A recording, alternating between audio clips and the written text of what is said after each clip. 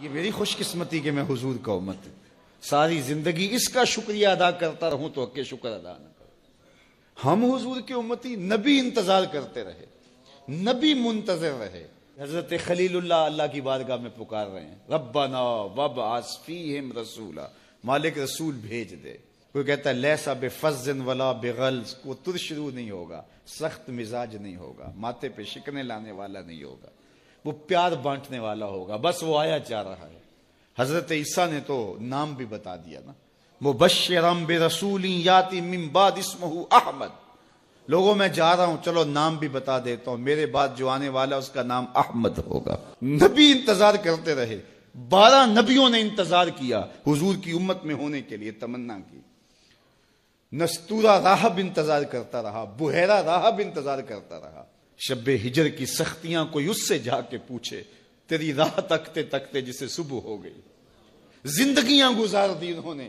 سلمان فارسی کی کہانی سن لو. مجوسی کے بیٹے تھے، حق کی طلب میں نکلے، باپ نے گھر سے نکال دیا. ایک پادری کے پاس جا کے رکے، زندگی بھر اس کی نوکری کی. جب اس کا آخری وقت آیا، اس نے کہا میری تدفین کے بعد غموریہ چلے جانا، وہاں کا پادری خدا رسیدہ ہے، تجھے اس سے کچھ مل جائے گا. کہتے میں وہاں سے غموریہ آ گیا. پھر اس پادری کی ساری زندگی خدمت کی.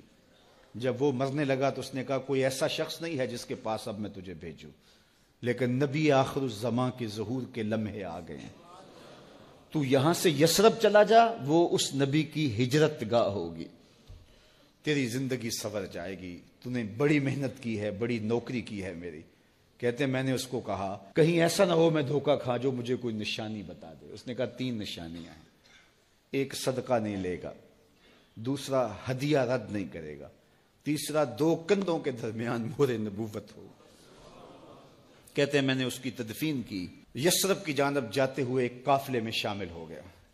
انہوں نے مجھے پکڑ کے اپنا غلام بنا لیا، لیکن میرے پہ مہربانی یہ کی کہ مجھے بیچا جا کے مدینے میں.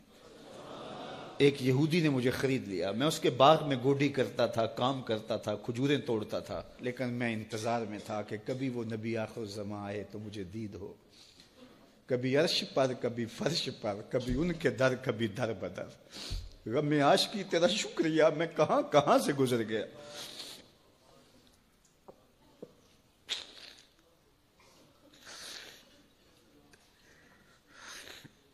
کہتے ہیں ایک دن میں اپنے باغ میں کھجوریں توڑ رہا تھا کہ ہواؤں میں مستی پیدا ہو گئی اور ہر سمت سے طلع البدر علینا کی صدائیں گونجنے لگیں.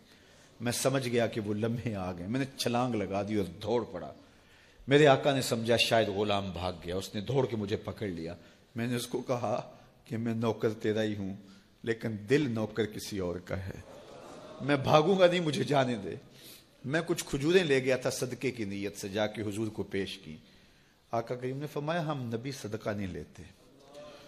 کہتے ہیں نشانی ایک پوری ہو گئی. کہتے ہیں کہ میں کچھ دنوں کے بعد اور کھجوریں لے گیا اور میری نیت ہدیہ کی تھی. میں نے پیش کی، حضور نے قبول فرما لی. لیکن میں بھی کہتا تھا تیسری نشانی بھی پوری ہو لے تو پھر مانوں گا. اور وہ کیا تھی؟ 2 کندھوں کے درمیان مہر نبوت. کہتے ہیں ایک دن حضور میرے باغ میں آئے اور آقا کریم نے اپنے مبارک کندھے پہ چادر رکھی ہوئی تھی اور چادر کی اوٹ میں مہر نبوت چھپی ہوئی تھی. اور میں پیچھے ہو کے دیکھتا تھا اور میری آرزو یہ تھی کہ کوئی تیز جھونکا ہوا کا آئے اور چادر ہٹ جائے اور میں مہر نبوت کی زیارت کر لوں. حضور میرے ارادہ قلب سے آگاہ ہوئے. فَأَلْقَى إِلَيَّ رِدَاءَهُ. حضور نے چادر اتار کے میری جانب پھینکی اور پھر ایسے رخ کر کے فرمایا انظر الی ما امرت بہ. اس پادری نے جو بتایا تھا دیکھ لے آ کے. تو کہا میں نے دیکھا کہ حضور کے رخ کے درمیان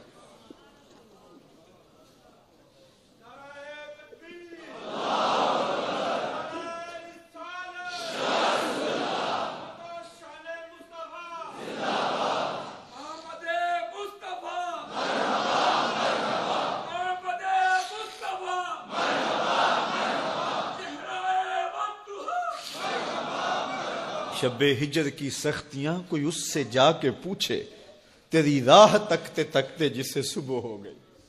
ہم نے تو کوئی انتظار نہیں کیا نا، ہم نے تو کوئی دکھ نہیں سہا، ہم سوئے تھے مقدر جاگ اٹھے. ہمارے والد مسجد سے مولوی صاحب کو بلا لائے. انہوں نے کان میں آ کے کہا مبارک ہو تو حضور کا نوکر بن کے آ رہا.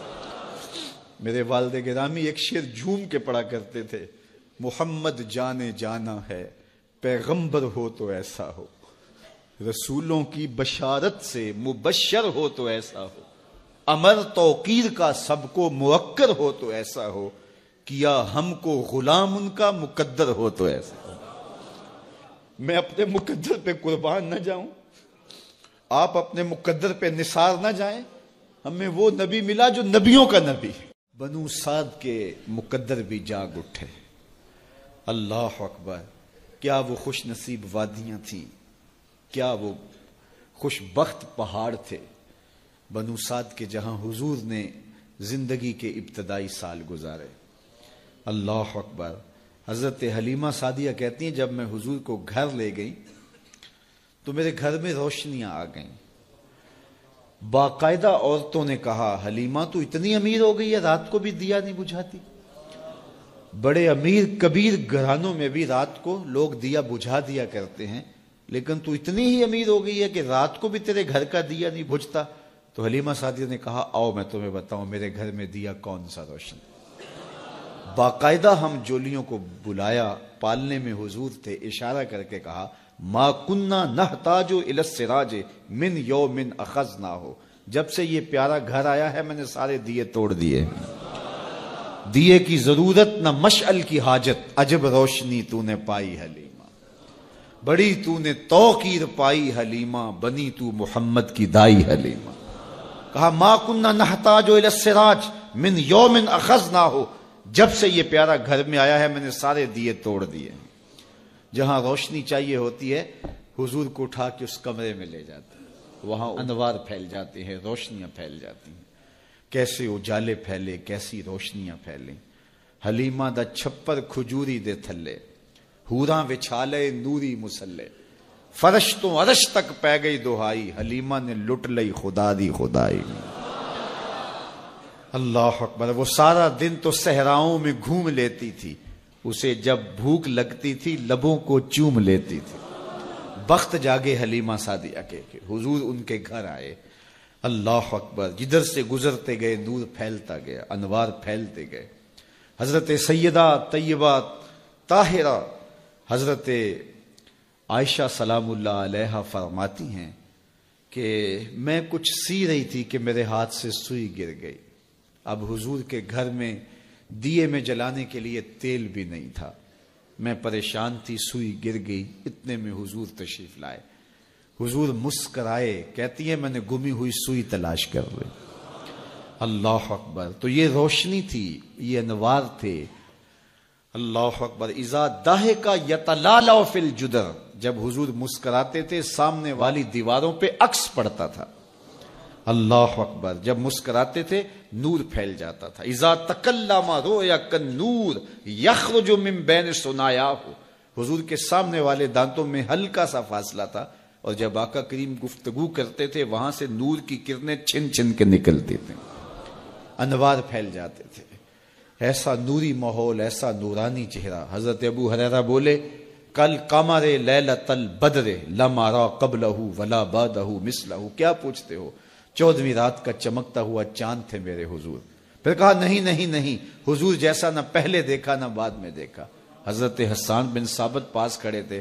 کہا دیکھتے کیسے, کسی ماں نے جنم دیا ہوتا تو دیکھتے. خدا نے وہ سچائی پن چھڑیا جدے وچ محمد نو ٹالیا سی. حسینہ جمیلہ دا منہ موڑ دیتا, محمد بنا کے قلم توڑ دیتا. مثل او در عالم امکان متصور نیست.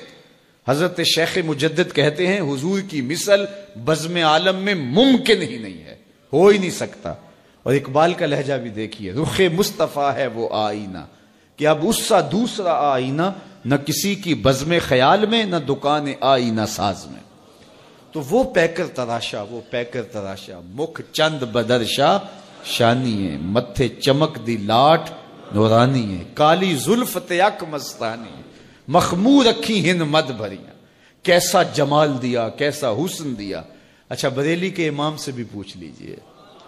اللہ اکبر. بل بل نے گل ان کو کہا, قمری نے سروے جاں فضا. بلبل کی منتہائے پرواز تو یہی ہے نا کسی کو پھول کہہ دے. بلبل نے گل ان کو کہا, قمری نے سروے جاں فضا. حیرت نے جھنجھلا کر کہا یہ بھی نہیں وہ بھی نہیں. خورشید تھا کس زور پر, کیا بھر کے چمکا تھا قمر. بے پردہ جب وہ رخ ہوا یہ بھی نہیں وہ بھی نہیں. وہ حسن دیا وہ جمال دیا اللہ نے اپنی محبوب. دم لینا آفاق کے ہر ہر گوشے میں, قرآن سنا کر دم لینا, اب رکنا نہیں اب تھمنا نہیں.